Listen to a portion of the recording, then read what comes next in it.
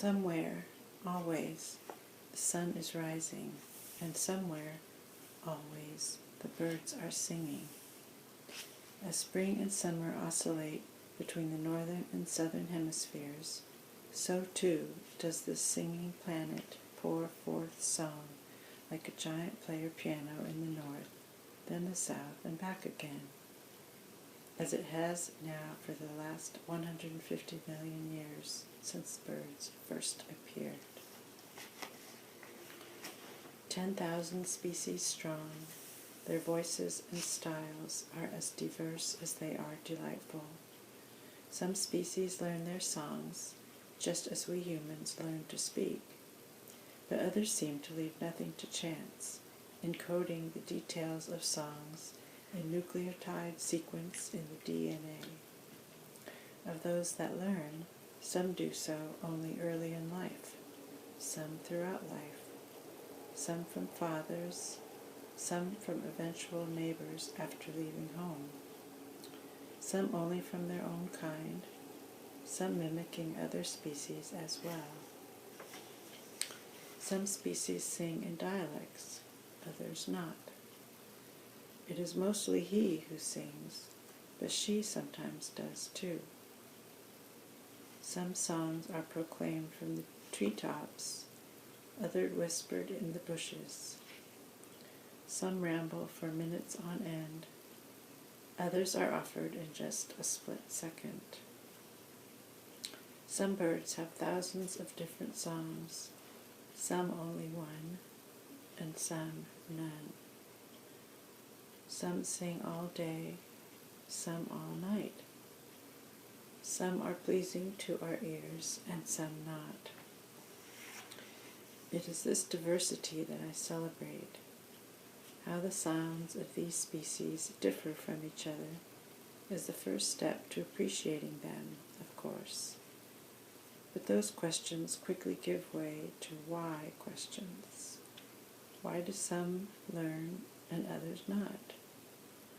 Why do dialects occur in some species and not others? Why is it mainly the male who sings? It is these and similar why questions that so intrigue us biologists as we try to understand the individual voices that contribute to the avian chorus. In writing about our singing planet, I can focus only on a few of its voices. The 30 stories told here are personal journeys, ones that I have traveled over the past 30 years in my quest to understand the singing bird. Many are based on my own research and are years in the making. Others are based on just several days' experience or even less, as I seek out birds that illustrate the research of friends and colleagues who share my passions. No matter the source, each story is based on listening and on learning how to hear an individual bird use its sounds. And each story illustrates some of the fundamentals of the science called Avian bioacoustics. Together, I hope these stories and their sounds reveal how to listen, the meaning in the music, and why we should care. The Singing Life of Birds. Beginnings. Getting started is always a challenge, not only for the research scientist, but also for anyone who would simply listen to bird songs. In the first section of this chapter, I share my secret for listening. It's all in the eyes. Seeing bird sounds as we hear them greatly helps us appreciate the details in the sounds and the differences among them. In the second section, I share my personal beginnings as a scientist, as I tell of my quest for understanding how a young male songbird, the Bewick's wren, gets his song.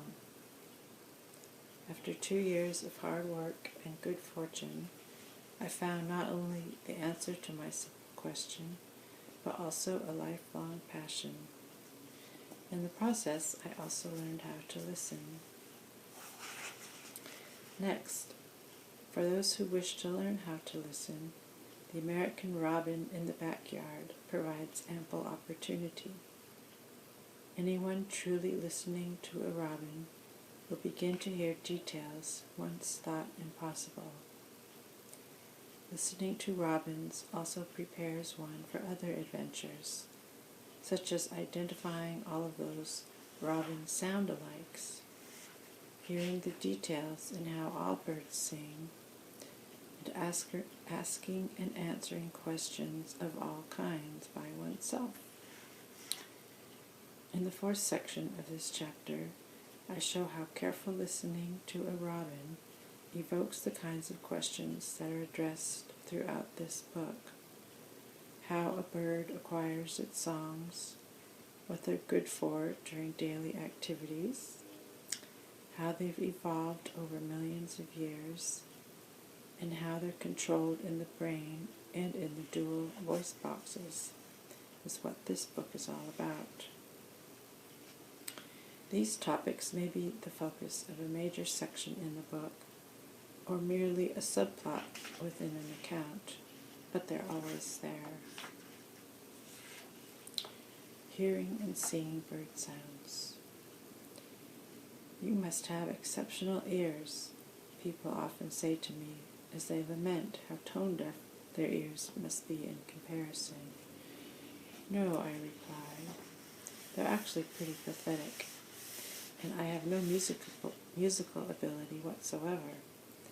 But like most of us, I have well-trained eyes, and it is with my eyes that I hear. Consider my first serious venture into studying birdsong. I tape-recorded the wren in my backyard and struggled with what seemed to be an endless variety of songs that I was hearing. But then I graphed those songs, making sound spectrograms or sonograms, which display frequency changes over time, the essence of a musical score. I could then listen to the songs as I followed along with my eyes. I saw the notes rise or fall in frequency, and saw the rhythm of the song and how its elements were distributed over time. I sketched each song on a note card, and took the note cards to the field to listen there. Soon I could identify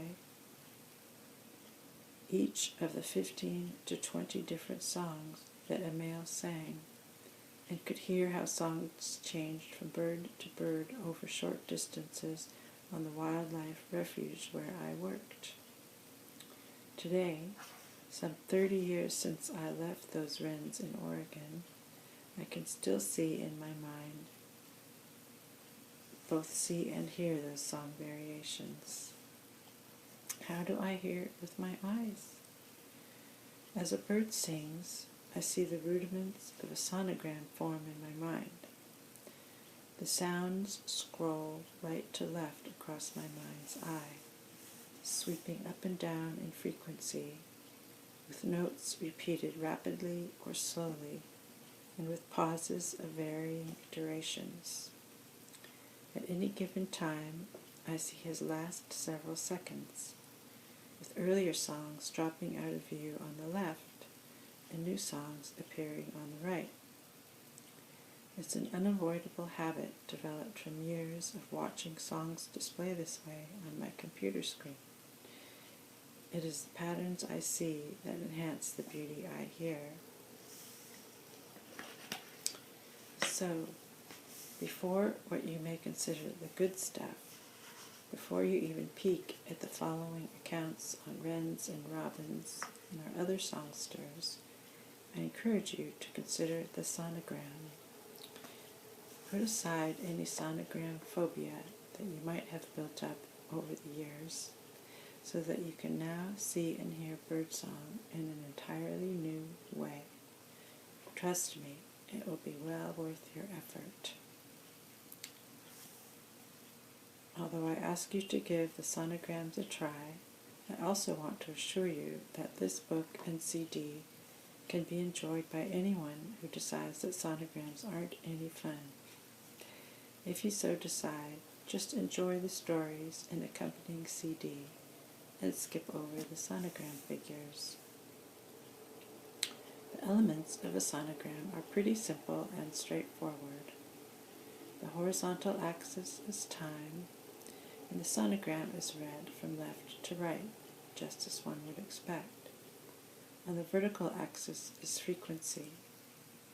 A typical scale runs from 0 to 8,000 cycles per second, with cycles per second being the number of times per second that air compresses and rarefies to produce the sound that we hear.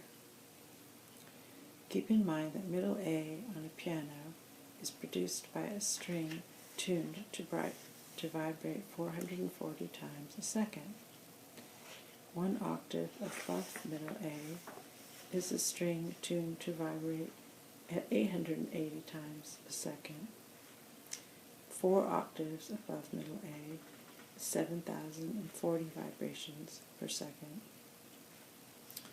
Most bird sounds fall within this human audible range.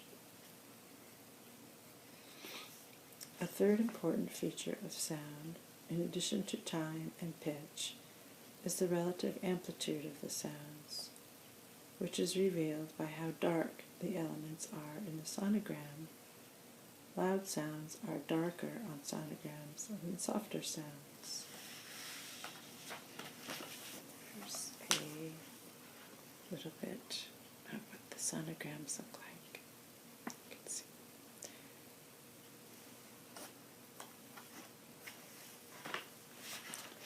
Music buffs will note that the frequency axis routinely used on a sonogram is not logarithmic, as in musical notations, but rather linear.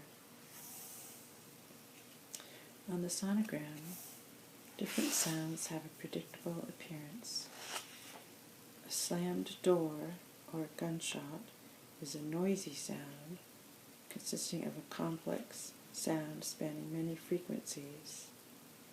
And on a sonogram, this sound is a brief vertical mark. A pure whistle held at 1,000 hertz would be a horizontal line on the sonogram. Slur the whistle down the scale, and the marking on the sonogram slides down too.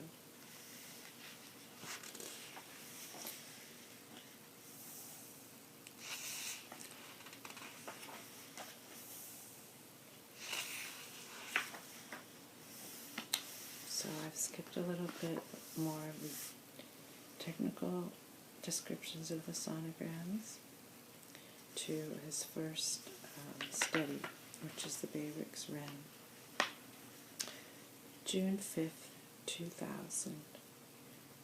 I cycle among the sea of tents and out of the campground well before dawn, the others to arise and follow later. Just yesterday, the 125 of us had left St. George and bicycled the 43 miles here to Zion Canyon Campground, the gateway to one of Utah's natural wonders, Zion National Park. We are on Cycle Utah, an annual event organized by the Adventure Cycling Association, and our goal is to bicycle through Zion and Bryce Canyon National Park, up and over Cedar Breaks National Monument, and back to St. George, 270 miles of bliss over 6 days. In the dark, I now navigate the narrow bike path, the Virgin River gurgling on my right, western wood peewees already singing overhead. Then up onto the deserted highway, and only 2 miles to the intersection. There I cannot help but pause. At the entrance to Zion Canyon, I'm tempted to ride it once more, to hear the world awake among the multicolored sculptures and massive vertical cliffs. But not today. We must move on today, and it is during the dawn chorus that I must experience the steep ascent out of the canyon, the 6 switchbacks climbing 1,000 feet over 2 miles, and then, I regret, through a mile-long tunnel to another world. As I now pedal east, looming against the lightning sky behind me are Mount Kinisawa, the West Temple, and the Towers of the Virgin, rising the better part of a mile above the canyon floor. A canyon wren song echoes from high on the rock cliff to the right.